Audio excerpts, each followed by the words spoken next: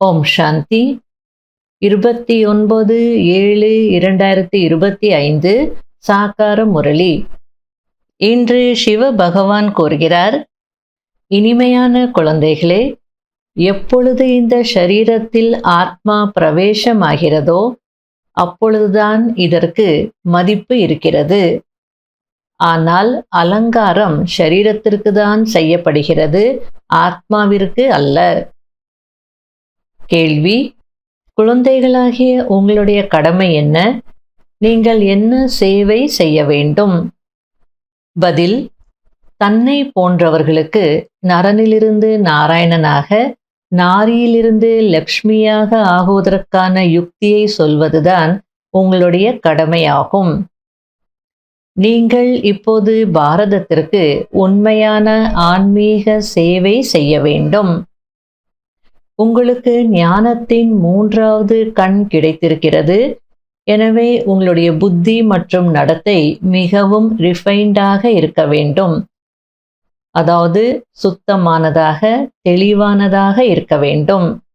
யார் மீதும் கொஞ்சம் கூட பற்று இருக்கக்கூடாது. முரளியின் பாடல்: கண் இல்லாதவர்களுக்கு வழிகாட்டுங்கள் பிரபுவே. ஓம் சாந்தி. டபுள் சாந்தி. குழந்தைகளாகிய நீங்களும் ஓம் சாந்தி என்று பதிலுக்கு சொல்ல வேண்டும். உங்களுடைய சுய தர்மம் சாந்தி. நீங்கள் இப்போது சாந்திக்காக எங்கும் செல்வதில்லை. மனிதர்கள் மன அமைதிக்காக சாது சந்நியாசிகளிடம் கூட செல்கிறார்கள் அல்லவா? ஆனால் மனமும் புத்தியும் ஆத்மாவின் இந்திரியங்கள் ஆகும். எப்படி இந்த ஷரீரத்திற்கு கர்மேந்திரியங்கள் இருக்கிறதோ அதுபோல் மனம், புத்தி அல்லது புத்தி என்கிற கண் இந்த ஆத்மாவின் இந்திரியங்கள் ஆகும். ஓ பிரபுவே, கண்ணில்லாதவர்களுக்கு வழிகாட்டுங்கள் என்று சொல்கிறார்கள். இப்போது பிரபு என்றோ ஈஸ்வரா என்றோ சொல்வதினால் தந்தையின் அன்பை உணர்வதில்லை. தந்தையிடமிருந்து குழந்தைகளுக்கு ஆஸ்தி கிடைக்கிறது. இங்கே நீங்கள் தந்தையின் முன்பு அமர்ந்திருக்கிறீர்கள், படிக்கவும் செய்கிறீர்கள். உங்களுக்கு யார் படிப்பிக்கிறார்? பரமாத்மா அல்லது பிரபு படிப்பிக்கிறார் என்று நீங்கள் சொல்வதில்லை. சிவ் பாபா கற்பிக்கிறார் என்று நீங்கள் சொல்கிறீர்கள். பாபா என்னும் வார்த்தை முற்றிலும் எளிமையானதாக இருக்கிறது. பக்தி மார்க்கத்தில் நிறைய கோவில்களை கட்டிக்கொண்டே இருக்கிறார்கள். சோம்நாத் கோவில் எவ்வளவு பெரியது! எவ்வளவு அலங்காரம் செய்கிறார்கள்! ஆத்மாவிற்கு எந்த அலங்காரமும் கிடையாது. அதேபோல் பரமாத்மாவிற்கும் எந்த அலங்காரமும் கிடையாது. அவர் புள்ளியாக இருக்கிறார். மற்றபடி அலங்காரங்கள் எல்லாம் ஷரீரத்திற்கானதாகும். எனக்கும் அலங்காரம் கிடையாது, ஆத்மாக்களுக்கும் அலங்காரம் கிடையாது என்று தந்தை கூறுகிறார். கண்ணில்லாதவர்களுக்கு வழி காட்டுங்கள் என்று இந்த பாடலை உருவாக்கி இருக்கிறார்கள். ஷரீரத்திற்கு வழி காட்ட வேண்டுமா? இல்லை, ஆத்மாவுக்கு தான். ஆத்மாதான் அழைக்கிறது. ஷரீரத்திற்கு 2 கண்கள் இருக்கிறது, 3 இருக்க முடியாது. 3வது கண் என்று நெற்றியில் திலகத்தையும் வைத்துக் கொள்கிறார்கள். அதாவது ஷரீரத்திற்கு இருக்கிறது 2 கண்கள் தான். ஆனால் 3வது கண் அப்படின்னு நெத்தியில திலகத்தையும் வைக்கிறாங்க அப்படின்றார். ஆத்மாதான் 3வது கண். அது தெரியாது. ஆனால் அதனுடைய அடையாளமாக சில பேர் கண்ணு போலையே வரைஞ்சி வச்சுப்பாங்க, சில பேர் திலகம் வச்சுப்பாங்க. தந்தைதான் ஆத்ம அபிமானி ஆகுவதற்கு கற்றுத் தருகிறார். அனைவரும் தேக அபிமானிகள், அதாவது தேக அபிமானத்தில் இருக்கிறார்கள். மனிதர்கள் ஷரீரத்திற்கு எவ்வளவு பகட்டாக அலங்காரம் செய்து கொள்கிறார்கள். இங்கேயோ தந்தை ஆத்மாக்களை தான் பார்க்கிறார். ஷரீரங்களோ அழியக்கூடியது, 1 பைசாவுக்கும் மதிப்பில்லாதது. மிருகங்களுடைய தோலாவது விற்கப்படுகிறது, மனிதர்களின் சரீரம் எதற்கும் உதவாததாக இருக்கிறது. இப்பொழுது தந்தை வந்து மதிப்புமிக்கவர்களாக ஆக்குகிறார். நாம் இப்போது தேவதையாக ஆகிக் கொண்டிருக்கிறோம் என்பதை குழந்தைகளாகிய நீங்கள் அறிந்திருக்கிறீர்கள். எனவே இந்த போதை ஏறியிருக்க வேண்டும். ஆனால் இந்த ஆன்மீக போதை கூட வரிசை கிரமமான முயற்சியின் அடிப்படையில்தான் இருக்கிறது. செல்வத்தின் போதை கூட இருக்கும் அல்லவா? இப்போது குழந்தைகளாகிய நீங்கள் மிகவும் செல்வந்தர்களாக ஆகிறீர்கள். உங்களுடைய வருமானம் அதிகரித்து கொண்டே இருக்கிறது. அதாவது எப்பவுமே ஆன்மீக போதையில இருக்கணும், ஆன்மீக குஷியில இருக்கணும். ஆகையில பாபா சொல்லிட்டு இருக்கிறார், நான் அழகான தேவதையாக ஆக போறேன்ற குஷியில இருங்க, போதையில இருங்க. இல்லையா, நிறைய பணம் இருக்குன்னு அந்த பணத்தினுடைய போதை இருக்கும் தானே. ஆகையால நான் பணக்காரனாக ஆக போறேன்ற போதையிலாவது இருங்க அப்படின்றார். ஆத்மாவிற்கு ஞானத்தின் மூன்றாவது கண் கிடைக்கிறது. கொடுக்கக்கூடியவர் தந்தை ஆவார். இந்த உலகத்தில் கூட சிலருக்கு மிகவும் அழகான கண்கள் இருக்கும். பிறகு அதற்கு பரிசும் கொடுக்கப்படுகிறது. மிஸ் இந்தியா, மிஸ் இன்னார் என்று பெயரும் வைக்கிறார்கள். இப்போது குழந்தைகளாகிய உங்களை தந்தை எப்படி இருந்தவர்களை எப்படி மாற்றுகிறார் பாருங்கள். அங்கே நேச்சுரல் பியூட்டி இருக்கும். அதாவது சத்தியுகத்துல இயற்கையான அழகு இருக்கும். கிருஷ்ணருக்கு ஏன் இவ்வளவு மகிமை? ஏனென்றால் அனைவரையும் விட மிகவும் அழகானவராக ஆகிறார். நம்பர் 1 கர்மாதீத நிலையை அடைகிறார். ஆகையினால் நம்பர் 1 மகிமை பாடப்பட்டிருக்கிறது. அதாவது உலகத்துல கண்கள் வந்து சிலருக்கு அழகா இருக்கும். அழகா இருந்தது அப்படின்னா அவங்களுக்கு பரிசு கிடைக்கும். Miss India, miss world, miss universe அப்படிலாம் வந்து அவங்களுக்கு பெயரும் கொடுப்பாங்க. ஆனால் நமக்கு பாபா மூன்றாவது கண் கொடுத்திருக்கிறார். அழகான கண் கொடுத்திருக்கிறார். இதன் மூலமா நம்ம அழகான தேவதைகளாக மாறிட்டு இருக்கிறோம். எப்படி இருந்தவங்கள எப்படி நான் மாத்திர பாருங்க அப்படின்றார். கிருஷ்ணருக்கு ஏன் அவ்வளோ மகிமை செய்யறாங்க? ஏன்னா அவர்தான் மிகவும் அழகானவர். அப்படின்னா நம்பர் 1 கர்மா தீத்த நிலையை அடைகிறார். ஆகையால நம்பர் 1 மகிமையும் அவங்களுக்கு பாடப்படுது அப்படின்றார். எந்த குழந்தைகளுக்கு ஞானத்தின் மூன்றாவது கண் கிடைத்திருக்கிறதோ அவர்களுடைய புத்தி மற்றும் நடத்தை மிகவும் ரிஃபைனாக இருக்கும். அதாவது சுத்தமானதாக, தூய்மையானதாக, தெளிவானதாக இருக்கும். மலர்களின் ராஜா இருப்பது போல இந்த பிரம்மா மற்றும் சரஸ்வதி ராஜா மற்றும் ராணி மலர்களாக இருக்கிறார்கள். ஞானம் மற்றும் நினைவு இரண்டிலும் தீவிரமாக இருக்கிறார்கள். அப்போதான் அழகான மலராக ஆக முடியும் அப்படின்னு சொல்லிட்டு இருக்கிறார். பாபா உங்களுக்கு பலவிதமாக புரிய வைத்து கொண்டே இருக்கிறார்.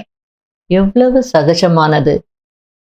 தந்தை மற்றும் ஆஸ்தியை மட்டும் நினைவு செய்ய வேண்டும். நான் பதித பாவனர் என்று பாபா கூறுகிறார். உங்களுடைய ஆத்மா மற்றும் ஷரீரம் இரண்டும் தூய்மையற்றதாக இருக்கிறது. இப்போது தூய்மையாக வேண்டும். ஆத்மா தூய்மையாகும் போது ஷரீரமும் தூய்மையாகிறது. இப்போது குழந்தைகளாகிய நீங்கள் மிகவும் பலவீனமாக இருக்கிறீர்கள்.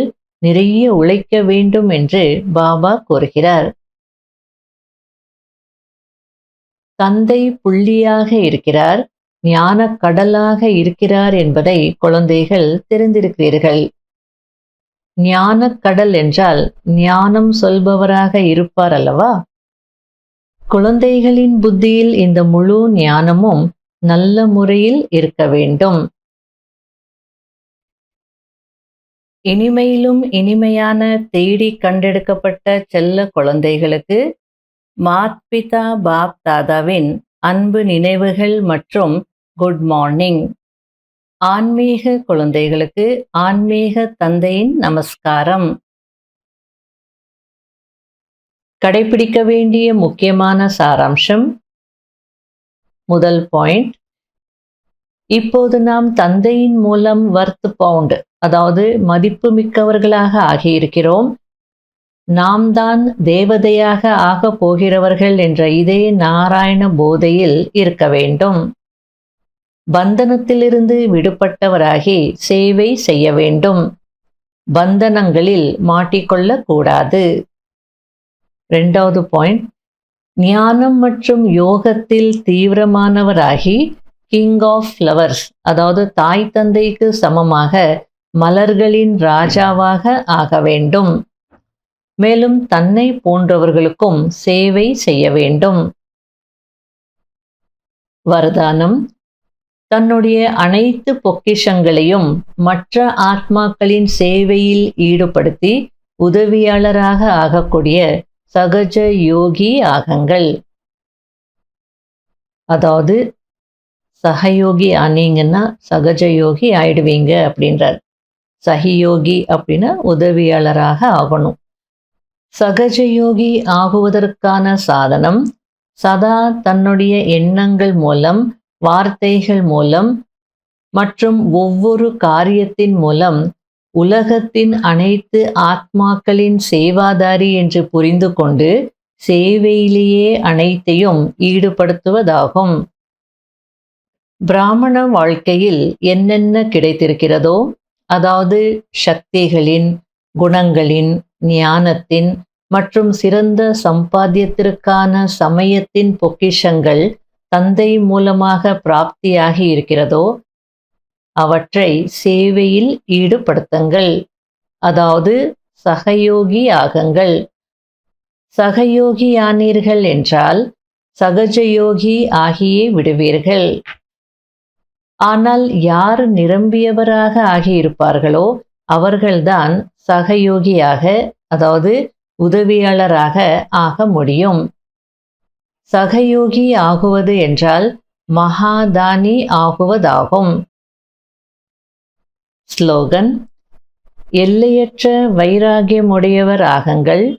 அப்போது கவர்ந்தெழுக்கக்கூடிய அனைத்து சம்ஸ்காரங்களும் சகஜமாகவே முடிந்து போய்விடும். அவ்யக்த சமிகை, எப்படி உங்களுடைய ஸ்தூல காரியத்தின் புரோகிராமை தினசரிக்கேற்ப செட் செய்து கொள்கிறீர்களோ அதேபோல் மனதின் சக்திசாலி நிலைக்கான புரோகிராம் செட் செய்யுங்கள். அப்போது சங்கல்ப சக்தி சேமிப்பாகிக் கொண்டே போகும். உங்களுடைய மனதை சக்திசாலியான எண்ணங்களில் பிஸியாக வையுங்கள். அப்போது மனம் அப்செட் ஆகுவதற்கு நேரமே கிடைக்காது. மனம் சதா செட்டாகி இருந்தது என்றால், அதாவது ஒருமுகமாகி இருந்தது என்றால், இயல்பாகவே நல்ல அதிர்வலைகள் பரவும், சேவை நடக்கும். ஓம் சாந்தி.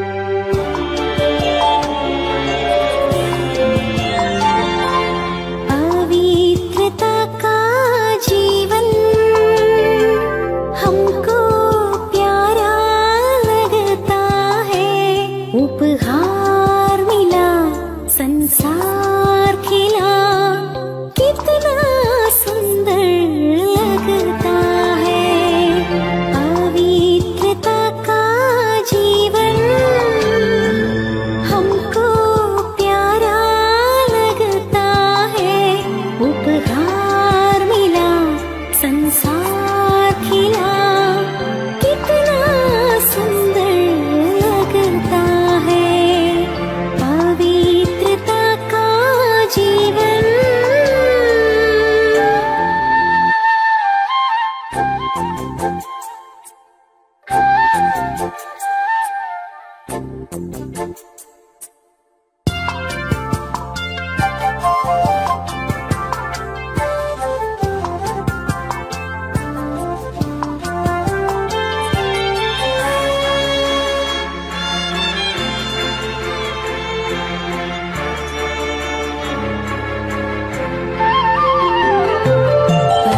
से हो कोई मुश्किल पल में आसान हो जाए।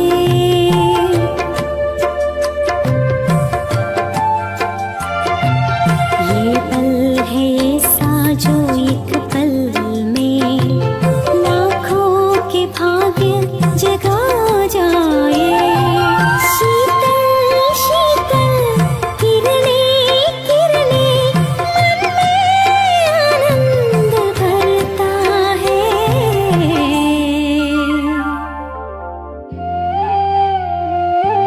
पवित्रता का जीवन हमको प्यारा लगता है। उपहार मिला संसार